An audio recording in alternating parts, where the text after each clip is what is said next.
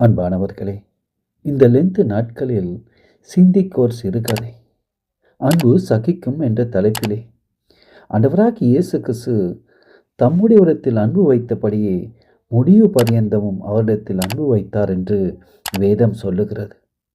12 சீசர்களில் துரோகியாய், பொருளாசைக்காய் ஆண்டவராகிய இயேசு கிறிஸ்துவை காட்டிக் கொடுத்தனாய் இந்த யூதாஸ் காரியத்தின் மேலும் ஆண்டவராகிய இயேசு கிறிஸ்து முடிவு பரியந்தம் அன்பு வைத்தார். அவன் இயேசுவை காட்டிக் கொடுக்கும் போதும் கூட அவனை துரோகி என்று தேவன் அழைக்கவில்லை, சிநேகிதனே என்று தான் அழைத்தார். அன்பு சகலவற்றையும் தாங்கும், சகலவற்றையும் சகிக்கும். ஜூலியஸ் சீசர் என்ற மன்னனுடைய முடிவை பற்றி ஒரு சம்பவம் ஒன்று. அவன் மிகவும் விரும்பி நேசித்த நண்பன் தான் புரூட்டஸ். யார் தனக்கு விரோதமாக எழும்பினாலும் புரூட்டஸ் என் பக்கமாய் நிற்பான் என்று ஜூலியஸ் சீசர் மிகவும் நம்பினான். ஆனால் அந்தோ ஒரு நாள் ஜூலியஸை சதிகார கும்பல் சூழ்ந்து கொண்டு மாறி மாறி கத்தியால் குத்தினார்கள்.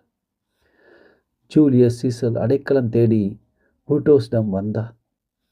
புரூட்டோஸ் தன் வாளை உருவி தன்னிடம் அடைக்கலம் தேடி வந்த ராஜாவை குத்தினார். வேதனை தாங்க முடியாமல் ராஜாவாகி ஜூலியஸ் சீசர் நீமா புரூட்டஸ் என்று கேட்டு கதறினார். நண்பனே, நீ எனக்கு விரோதமாய் வரும்போது நான் போராடி எந்த பயனும் இல்லை. நான் மடியட்டும் என்று சொல்லி மடைமுடிந்தவராய் ஜீவனை விட்டார். ஆண்டவராகிய இயேசு கிறிஸ்துவை யூதாஸ் காட்டிக் கொடுக்கும் போது இயேசுவின் மனநிலையும் அப்படித்தானே இருந்திருக்கும். அன்பானவர்களே, அன்பு சகலவற்றையும் தாங்கும், சகலவற்றையும் சகிக்கும் அல்லவா?